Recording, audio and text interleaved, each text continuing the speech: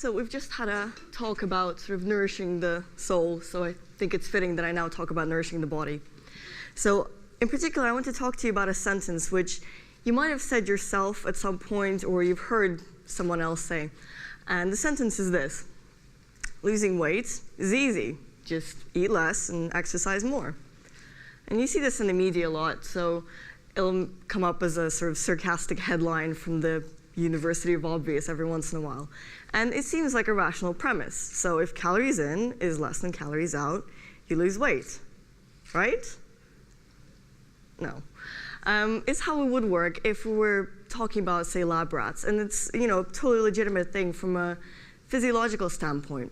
But if we're talking about people, it's more complicated than that. So what can psychology research tell us about weight loss? Well, first, let's look about some of the assumptions we have about how easy it's going to be for us. So a few years ago, there was a survey where they asked people who were trying to lose weight what sort of weight loss they were aiming for.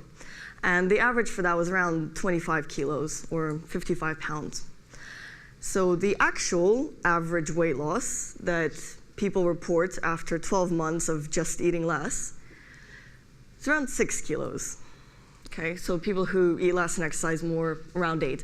But still a lot less than you would expect. And that's just the people who stuck to it. So that's, out of everyone that started out, at the end of the 12 months, only 50% are still in, making effort. So also problem is that once we lose this weight, the amount will vary depending on what you're doing. What happens afterwards is that we gain at least some of it back. So basically, what empirical research suggests to us is that for the vast majority of us, just eating less as a weight loss strategy really, really doesn't work, right? So obviously, this is a problem because our expectations do not align with reality. And in part, these expectations are perpetuated by the media and commercial weight loss programs, which promise us quick, easy, and drastic weight loss. And what happens is we then internalize these beliefs, and we try to lose weight by sheer willpower alone, and then we're not very good at it, and we assume that it's because we're greedy and lazy and whatever. So this idea that if you want to lose weight, you should just eat less is wrong, and it's counterproductive. So from a psychological standpoint, why do we fail? And what are some of the things that we can do to counteract this? So I'm going to do this in a kind of problem-solution format. So first, most diets will tend to be structured around deprivation. So people will look at this really lovely food that they like to eat and say, right, I'm not going to eat that anymore because it's high in fat or high in calories or whatever. So they're in a state of deprivation, which is basically punishing yourself. And you can't do this for a very long time. Eventually, you're going to cave because being in that state is really unpleasant. So the alternative is to change your preferences. So you have to eat food you like. So if we assume that salad is really good for you, but you hate salad, don't have salad. Have something else. Okay? And it's going to take time and energy to find what it is that you like and what works for you. But it's worth it because in the long run, you will be able to do that for longer.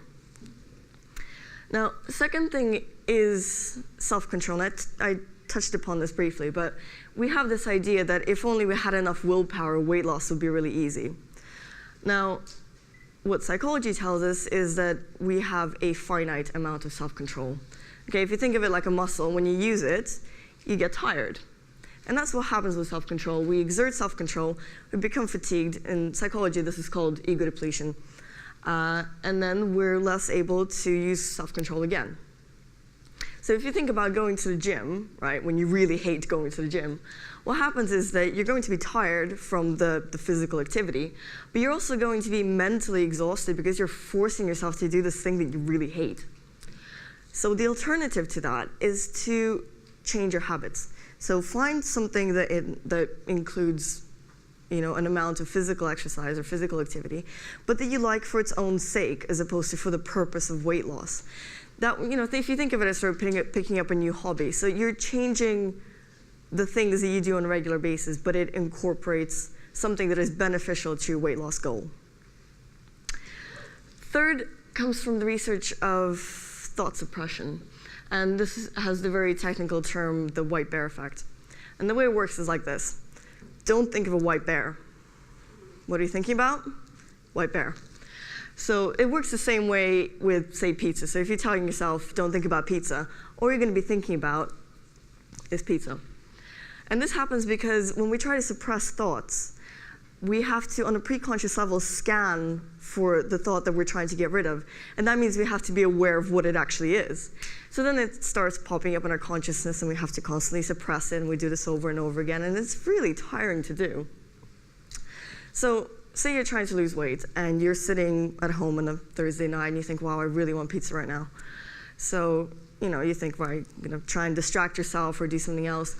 But the pizza thought keeps popping up. So there are two things you can do. One, you can kind of give up and give in and get a takeaway, eat it in one sitting, and wake up the next morning with a cheese hangover, hating yourself. Something else that you can do is you can say, right, I want pizza right now. That's fine. So tomorrow night, I'm going to have pizza for dinner. I'm going to make it myself, so I'm going to know exactly what's in it. I'm going to put all these really lovely, nice toppings on it, and I'm going to really kind of savor and enjoy it. Now, this is the positive thing. You're indulging your cravings and your ruminations in a positive way. And so this is basically 2 points. The first is sort of mindfulness, is being aware of what you're eating and what's in it. And second is about sort of picking quality over quantity, because that's an attitude that will basically prevent binge eating. So what are successful dieters doing? Well, a disclaimer first, the short answer is we don't really know, okay? There is not very much, or there's definitely not enough research on this. Certainly not from a psychological standpoint, and this is something that needs to change, basically, but that's, a point for the academics. What we do know is that, the sort of strategies that I was talking about can be summed up in 2 key points. So the first is that people who successfully lose weight and keep it off, first of all, don't conceptualize it as a diet. Okay, diet is deprivation, it's self-punishment, and it's not sustainable in the long term. So instead, you think about making changes to your life, to the way you think and the way you behave, and then having weight loss as a byproduct of that. So it's about treating your body well and with sort of positivity and kindness. So it's about improving your life, not just losing weight. The second thing is that they will take a personalized approach. So eat the foods that you like, exercise at times that work for you. Consider your schedule, your commitments, your preferences, and then work to that instead of tearing out the latest fad diet from a magazine and hoping that works, because it won't. So we have to accept that even those 2 things are very difficult to do. They take time and they take effort. But with the right support, it's easier. By support, I mean having the right advice and the right strategies to deal with things that make weight loss difficult from a psychological standpoint with the right cognitive skills. So weight loss counseling does a number of things. It realigns people's expectations so they know that they won't lose 25 kilos in a year, which means they won't feel demoralized and miserable. It gives a more sustainable way to lose weight, so it's something that you can do more long-term as opposed to for 6 months before you get sick of it. And more importantly, what empirical research suggests to us, my clicker is broken, there we go, it suggests to us that people who receive this type of support not only lose more weight, but also maintain that loss. So the take-home message from all of this is that weight loss is not just about self-control. It's not about your willpower. It's about a lot more than that. And that's the way we need to start thinking about it. So the concluding thought here is that losing weight shouldn't be about eating less. It should be about thinking differently. Thank you.